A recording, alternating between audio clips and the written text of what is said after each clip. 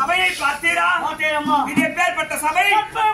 சபை காமதேனுக்கும் கற்பக விருட்சத்திற்கும் மதுவாக இருக்கும்படியான இந்த சபை இருக்கிறதே, இந்த சபை யாருக்காக கூட்டப்பட்ட சபை இது?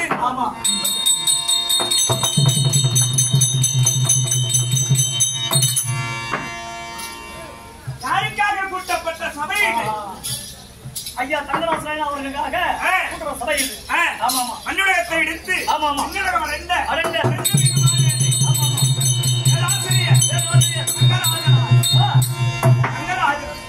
வைப்பிற்குரிய ஆசானுக்காக வேண்டி இன்று ஒரு இரவு அவருடைய ஆத்மாவை ஜாதோக சாமி சாதுவர் சாய்ச்சல் என்று சொல்லபடியான நான்காவது முக்தி மாற்றம் சேர்க்க வேண்டும் என்பதற்காக இந்த திருவிழாவிற்காக இவர்கள் எல்லாம் கண்பிடித்து பார்த்து கொண்டிருக்கிறார்கள். ஒரு இரவு கண்பிடித்து பார்க்கின்றார்கள்.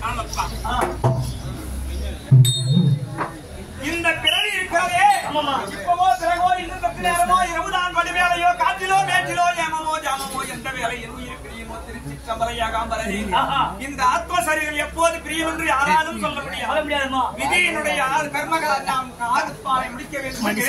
ஆன ஜென்மம் எடுத்து பிறந்திருக்கின்றோமே, அப்போது ஆன ஜென்மம் எதற்காக எடுக்கப்பட்ட இந்த ஜனனம்?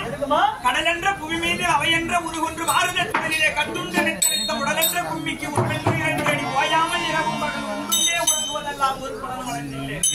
கடவென்ற விடிக்கரையில் பந்தவாசகளிட்டு தாய் என்றும் சே என்றும் நீ என்றும் நான் என்றும் சாயேனை இப்பன்னமா ஏன் என்று இடை என்று கதை நின்று பாராமல் இருப்பதோடு கலகாகுமோ சிவகாமி இந்த ஆத்ம சரீரம் கடலில் வருகிறது அலை. அந்த அலையாக வந்து அந்த அலை எங்கே சேரும்? கரையில வந்து சேரும். கரையிலே வரக்கூடிய அலை கரையோடு நின்று விடுகிறதா? அந்த கரைக்கு வரக்கூடிய அலை மறுபடியும் கடலிலே போகுது. அப்போ இறைவனால் அறிக்கப்பட்ட இந்த ஆத்ம சரீரம் மண்ணுலகத்திற்கு செய்த கர்ம வினையை தீர்க்க வேண்டும் என்பதற்காக ஆறறிவு ஜீவாத்மாவாக நம்மை படைத்து புண்ணியம் செய்ய வேண்டும் என்பதற்காக தான் இந்த மானிட ஜென்மம். அப்போ மதிப்பிற்குரிய தங்கராஜன் நாடக பேராசிரியர் புண்ணியத்தை தேடிய ஒரு புண்ணியவான் இல்லையா? அன்னதானம், கோதானம், வஸ்திரதானம், அன்னதானம், கல்விதானம் என்பார்கள். கல்விதானத்தை கொடுத்த கல்வி தந்தை நொடிக்கவிராயர் தங்கராஜன் ஐயாவுடைய ஆத்மா இறைவன் நிலையிலே இழைப்பார வேண்டும் என்று சொல்லி திருக்கூத்திற்கு வாய்ப்பை கொடுத்து அன்பாச்சனையோடு பார்த்துக் கொண்டிருக்கிறபடியாக அன்புள்ளம் கொண்ட தாய் தந்தை மகளுக்கும் கற்றறிந்த கணவனவான்களுக்கும் இந்த நாடகத்திற்கு வாய்ப்பை கொடுத்த அந்த உள்ளங்களுக்கும் என் மானசீக குருநாதராக இருக்கும்படியான சுவாமி ஜனார்த்தனமூர்த்தி ஐயாவுடைய மாதாவிடத்திற்கும் இந்த நாயகனுடைய அற்பரிகாலம் வணக்கணிந்த வணக்கம். என்னுடைய விளக்கம் தெரிந்தால் இப்படியெல்லாம் பேச மாட்டாங்க.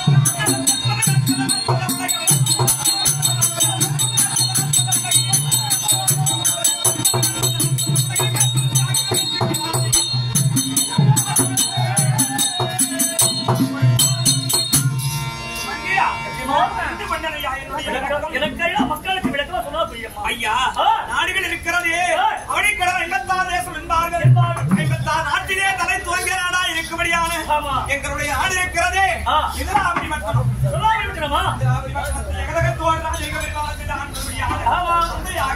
ஜனக மகாராஜனுடைய தவத்தால் பிறந்த பிள்ளை ஏககுமாரத்தி என்னை தானப்பா ஜானகி சீதாங்கனி ஜானகி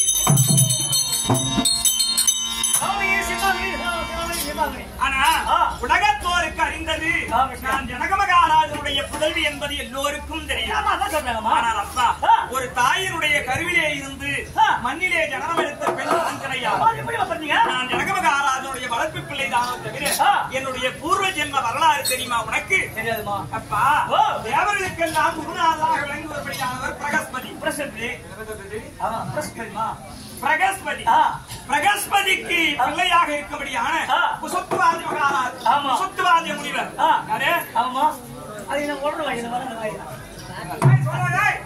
என்ன சொன்னாங்க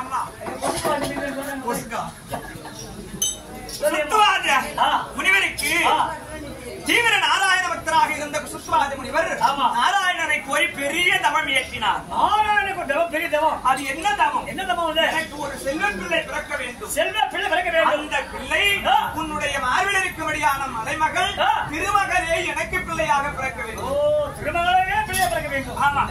அப்படி என்று விருத்த தவம் இயற்றும் போது நாராயணனுடைய கிருபாகராட்சியினாலே அமர்ந்து வேதம் ஓதி தவம் புரிந்து கொண்டிருந்த குசுத்வாதி மகாமுனிவரிடத்திலே வேதம் ஓதுகிற போது நான் பிள்ளையாக ஜனனம் எடுத்த உடனே எனக்கு முதல் பெயரே வேதவதி.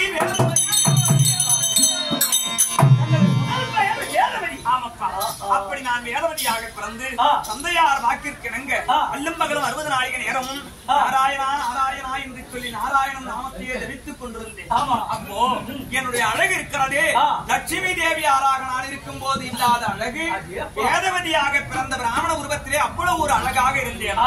என்னை திருமணம் செய்ய வேண்டும் என்று சொல்லி பல முனிவர்கள் நாட்டரசர்கள் யாவற்றுமான பேரும் ஓடி வந்தேன். தந்தையாராகிய குசுத்துவ முனிவரிடத்திலேயே பெண் கேட்டார். ஆனா எங்க அப்பாவுக்கு ஒரு வயதாகி அது என்ன தெரியுமா? ஐயா என் பிள்ளையை நான் தானமாக கொடுக்க வேண்டுமே. ஆனால் எம்பெருமான நாராயணன் ஒருக்கே என் பிள்ளையை நான் கொடுப்பேன். மற்ற யாருக்கும் என் பிள்ளையை கொடுக்கிறதா அப்படி என்று மறுத்து உரைத்து விட்டார். அசுராதி குல வர்க்கத்திலே பிறந்த சம்பு என்று சொல்லபடியான ஒரு அரக்கன் ஓடி வந்து என்னை பெண் கேட்டார். சம்பு என்ன? ஆமா, எல்லாருக்கும் சொன்ன வார்த்தை தான் எங்க அப்பா. ஆமா, அவனுக்கும் சொன்னான். கோபம் தாராத சம்பு என்ற அரக்கனாக பெற்றவன் என் தாயார் தந்தையாக குசுத்வாதி முனிவரும் அவருடைய ரிஷிவத்தின் யாரும் ஆடி உடாரத்திலே குடிசலிலே உறங்கிக் கொண்டிருக்கும் போது 22 பேர்களையும் சங்காரம் செய்தான். சங்காரம் செய்தவுடனே அந்த நேரத்துல கானகத்திலே சுற்றி திரிந்து என்னுடைய குடிசலுக்கு நான் ஓடி வருகிற போது தாய் தந்தையை சபதமாக கண்ணால் கட்டி அந்த சம்பு முனிவனை என்னுடைய கோபாக்கியோடு என் நெற்றி கண்ணிலே பொறி பறக்க என்னுடைய விழியை திறந்து சம்பு என்று சொல்லப்படியான அரக்கனை கண்ணால் கண்டேன். நான் பார்த்த உடனே என்னுடைய பார்வையாகப்பட்டது அந்த அரக்கனை அதே இடத்தில்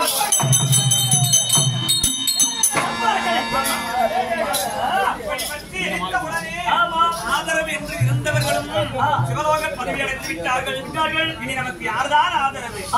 பெற்றவருக்கு தெய்வமே துணை என்று சொல்லி அதே கானகத்திலே அமர்ந்து நான் பெருத்த நாராயண பூஜை செய்து கொண்டிருந்தேன். நான் பூஜை புரியும்படியான வேலை தென்னிலங்கை வேந்தன் ராவணேஸ்வரன் ஓடி வந்தான் அந்த கானகத்திற்கு வேட்டையாடு. அந்த கானகத்தில் வேட்டையாட. ஆமா, அப்படி வேட்டையாட வந்த நேரத்திலேயே அமர்ந்து நான் தவம் புரிந்து கொண்டிருக்கும் போது என்னுடைய ரூப சௌந்தரியத்தின் அழகை கண்டு இந்த பெண்ணை எப்படியாகவும் உறவாட வேண்டும் என்று சொல்லி என் கற்பை களவாடுவதற்கு போய் வந்தார். கற்பிழந்து ஒரு பெண் வாழ்வது உத்தமம் கிடையாது. அதனால் என் கற்பினையை நான் பாதுகாத்துக் கொள்ள வேண்டும் என்பதற்காக மனமெங்கிலும் சுற்றி திரிந்து பார்த்தேன். மனமெங்கிலும் ஆமா, என்னை பிறந்தா தெரியல. இதற்கு என்னதான் வழி செய்வது? ஆண் மகனாக இருந்தால் ராவணனோடு எதிர்த்து அமராடி இருக்கான். நான் ஒரு பெண் அல்லவா, அவனோடு அமராட முடியுமா? முடியாத பட்சத்திலேயே நான் அதே இடத்திலே அக்கினியை வளர்த்தி அப்போ ராவணனுக்கு ஒரு சாபத்தை கொடுத்தேன். அது என்ன சாபம்? ராவணா, விருப்பம் இல்லாத ஒரு மங்கையரை நீ கற்பை களவாடுவதற்கு வருகின்றார். இப்போ நான் உயிரோட இருந்தா என் கற்பு நிலை தவறி விடுவேன். அதனால கற்பிழந்து மண்ணில் நான் வாழ்வுகள் கிடையாது. ஆனாலும் உனக்கு ஒரு சாபம் எடுக்கின்றேன். இன்னொரு காலத்திலே எந்த பெண்ணையாக நீ கற்பை களவாட வேண்டும் என்று நினைத்தார் விருப்பமில்லாத பெண்ணை எப்போது நீ தொழுகின்றாயோ அப்போது உன் தலை 1000 சுக்குகிறார்.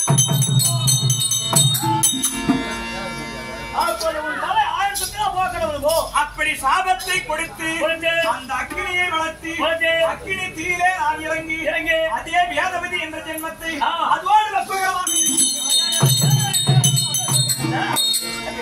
அப்போதே மாண்டு விட்டேன். நான் மாண்ட இடத்திலே என் எரிந்த சாம்பல் இருக்கிறதே, இந்த சாம்பலையாகிலும் விடுவதில்லை என்று சொல்லி ராவணன் அந்த சாம்பலை ஒரு பெட்டியிலே அள்ளி வைத்து அந்த பேழையை எடுத்து சென்று இலங்காபுரி பட்டணத்திலே வைத்து பாதுகாத்துக் கொண்டிருக்கின்றார் சாம்பலை. ஆமா, அப்போது அந்த இலங்கை தேசத்திற்கு உலக சஞ்சாரியாக இருக்கபடியான நாரத பெருந்தகையார் பிரவேசமாக ராவணா ஒரு பெண்ணை கற்பை களவாட வேண்டும் என்று எரிந்த சாம்பலை கொண்டு வந்து பேழையிலே வைத்து பாதுகாத்துக் கொண்டிருக்கின்றாயே, அந்த பெண் பிறந்தால் உன்னுடைய நாட்டிற்கே அழிவு. நாட்டிற்கே அழிவு. அந்த பெண் குழந்தை இந்த நாட்டில் இருந்தா இந்த தென்னிலங்கைக்கே அழிவு நேரும் என்றார். அதனால தயவு கூர்ந்து அந்த பெட்டியை திறந்து மாற்றி விடாதே. அந்த பெட்டியை நாட்டை விட்டு அயல் நாட்டிற்கு கடத்தி விடுகின்றார். நாட்டுக்கு அயல் நாட்டுக்கு நாட்டுக்கு கொண்டு போயிடு. அப்படி என்று நாரத பெருந்தகையார் சொல்ல அந்த வார்த்தையை கேட்ட தென்னிலங்கை வேந்தன் ராவணன் அவனுக்கு ஆசை விடுமா? பெட்டியில் அப்படி என்னதான் இருக்குது அப்படி என்று பார்க்க வேண்டும். வேலையை திறந்து பார்க்க அந்த சாம்பலிலே இருந்து ஒரு தாமரை மொட்டு பூத்து குலுங்கி அந்த மொட்டுக்குள்ளாக நான் ஒரு பெண்ணாக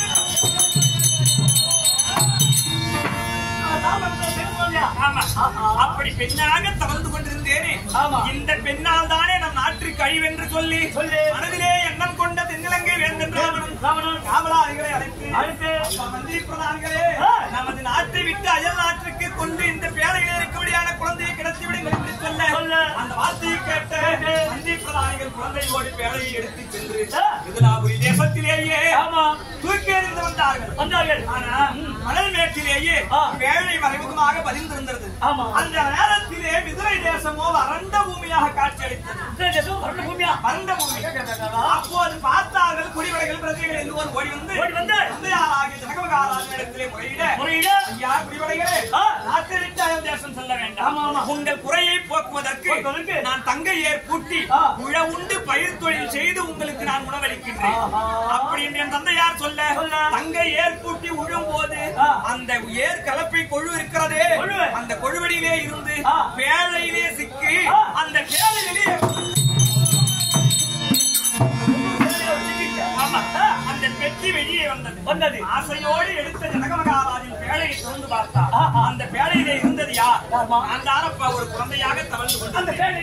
ஆமா, அந்த நேரத்தில் ஜனகமகாராஜனுக்கு குழந்தை வாக்கியம் என்பதே கிடையாது. இந்த குழந்தை இறைவனால் அளிக்கப்பட்ட குழந்தை. இதை எடுத்து வளர்க்க வேண்டும் என்று எடுத்த எனக்கு முதல் பெயரே இவர் சீதை சீதை சீதை. இரண்டாவது பெயர் ஜனகமகாராஜனுக்கு நான் புத்தரியானபடியினாலே எனக்கு ஜானகி ஜானகி ஜானகி என்று பேர் சூட்டினார். அப்படி பேர் சூட்டி வளர்த்து வரும்போது என்னோடு பேழை கிடைத்த இடத்திலேயே அழகான ஒரு தனுசு கிடைத்தது. தனுசுனா வில்லு. அந்த வில்லுக்கு பேர் தான் சிவதனுசு என்றார். ஆமா, அந்த வில்லினுடைய பெருமை என்ன இருக்கிறது தெரியுமா? நான் பிறக்கும் போது என் உருவம் சின்ன பிள்ளையாக இருந்தேனே, அந்த எவ்வளவு என் உயரமோ அந்த அளவுக்கு தான் அந்த வில்லு இருந்தது. அந்த வில்லு. ஆமா, அந்த வில்லை நான் வீதியிலே விளையாடும் போது எடுத்து என் கையால் அப்புறம் போடுவது, எடுத்து வைப்பது, எடுத்து போடுவதாக. மற்ற ஆடவர்களோ மற்ற பிரஜைகளோ ஓடி வந்து அந்த வில்லை எடுக்கலாம் என்று கரம் தொடுவார்களே, ஆனால் ஒரு அடி அளவு கூட அந்த வில்லை தூக்க முடியாதான் யாராலும். ஒரு அடி கூட அந்த வில்லை நகர்த்தி முடியாது, யாராலையும் முடியல. ஆனா அப்போது அந்த நேரத்திலே தந்தையாராக இருக்கபடியான ஜனகமகாராஜன் உற்று யோசித்து பார்த்தா ஒருவர் ஆளும் தூக்க முடியாத இந்த வில்லை நம் பிள்ளை ஜானகி மற்றும் இந்த வில்லை தூசாக நினைத்து எடுத்து எறிகின்றாளே, மற்றவரால் இதை தொட முடியல. அப்படின்னா இந்த வில்லுக்கு ஏதோ காரணம் இருக்கு. இந்த பெண் எவருக்கு உருத்தாக போகிறாளோ அவன் கையால் தான் இந்த வில் முறிபடும். அப்படி என்று சொல்லி நான் வளர்ந்து வந்து தக்க தடிப்பருவமான உடனே எனக்கு திருமணம் செய்து வைத்தார்கள். எனக்கு கல்யாணமும் நடந்தது. யாரு என் கல்யாணவர் பெயர் தெரியுமா? இந்த அலங்கர்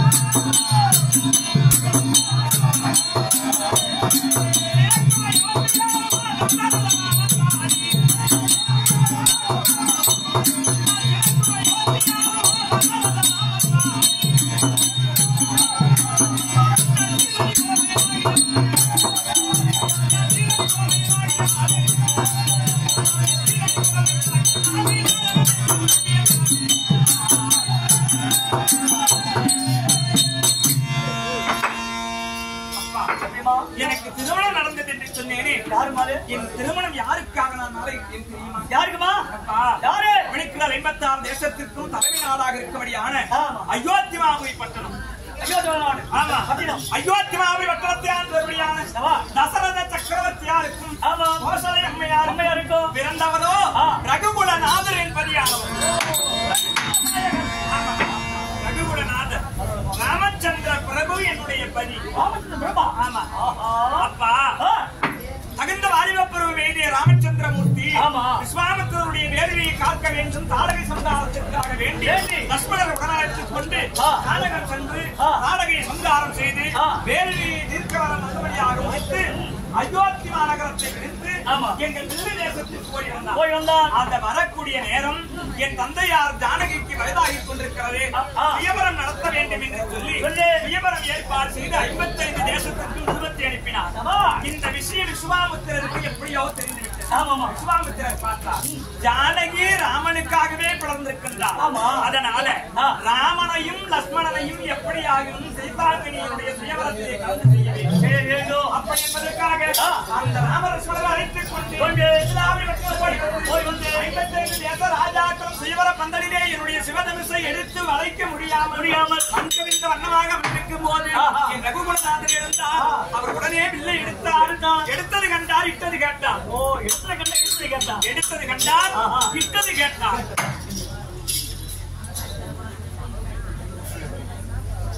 எடுத்தது கண்டார், இட்டது கேட்டார்.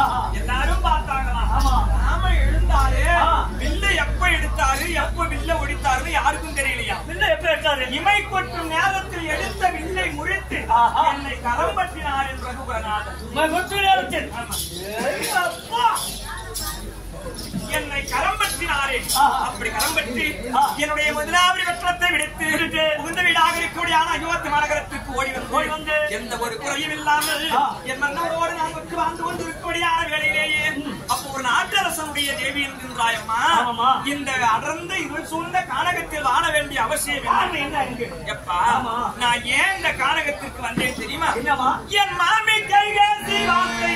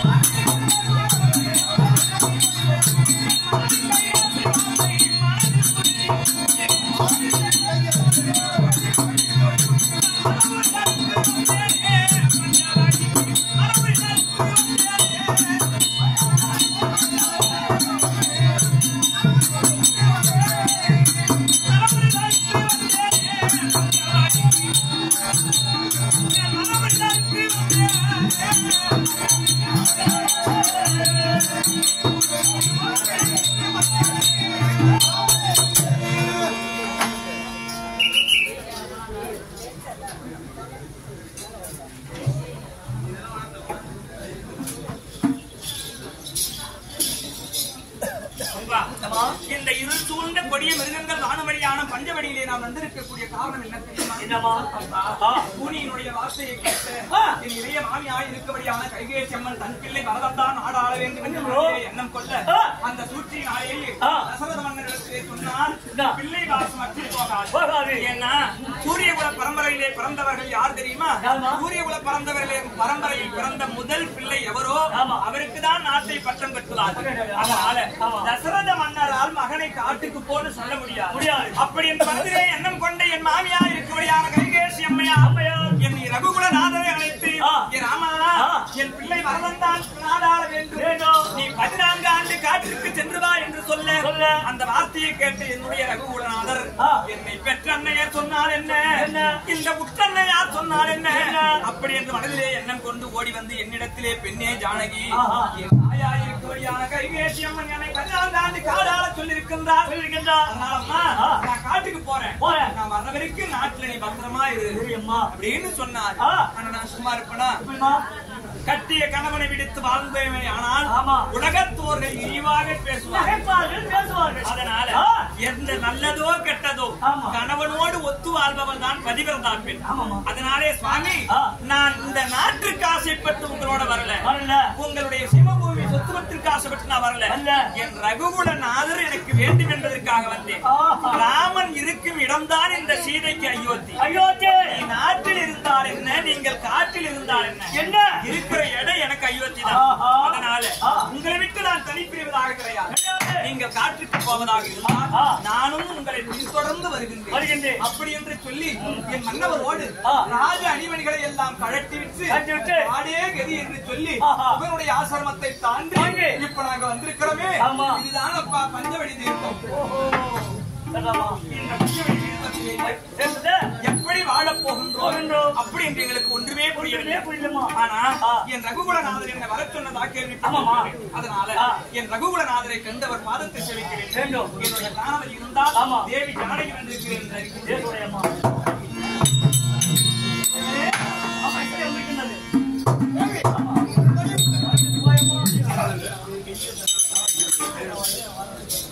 ஆத்தாடி மகமாரி அடியாக்கி உபகாரி ஆத்தாடி போதும் மகமாரி அதோடு வினைகள் உருவாரி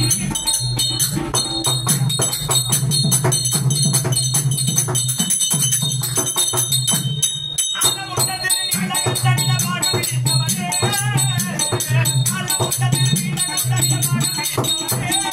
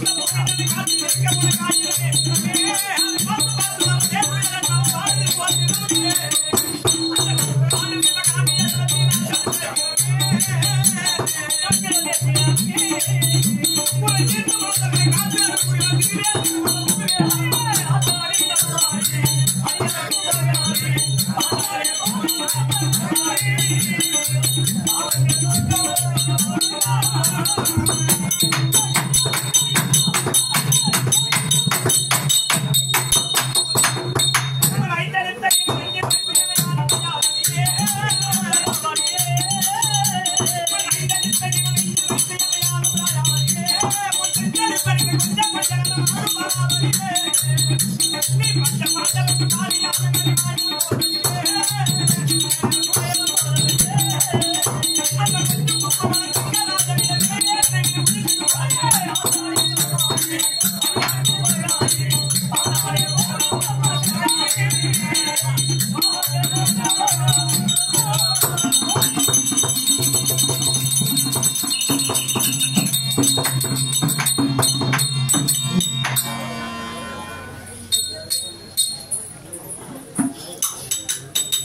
நிர்மல வேணியர் அழகிலே ஓடி அம்பலத்தில் ஆடுவார் அவர்மல சிவபடி மனனுவோ கேவட்ட கோமரன் நேரத்து ஆவே காமிச்சாருப்பா அரந்தேசு மாமேதை மதிப்பிற்குரிய தந்தை நாடக பேராசான் கல்வி கலந்த கடவுள் சங்கராஜன் அன்னாரோடு உடன் பிறந்த சகோதரராக இருக்கபடியான மதிப்பிற்குரிய ஐயா வெங்கடாஜலம் ஐயா பேர் விளங்க ஒரு சன்மானமாக வாரி வழங்கியுள்ளார்.